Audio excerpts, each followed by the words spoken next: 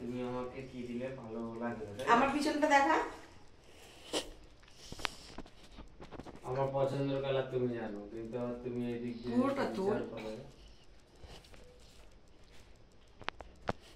বলো, গেস করে যে কোনো একটা তুমি বলতে পারবে, যে কোনো একটা। ব্ল্যাক। একদম শিওর যে আমি ব্ল্যাক এনেছি?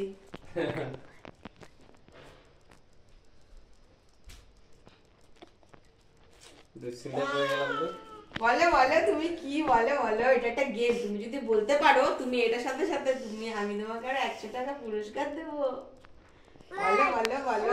নীলি এনেছো? হ্যাঁ নীলি এনেছো? একদম শিওর, চেঞ্জ করবে না? Perfect perfect perfect,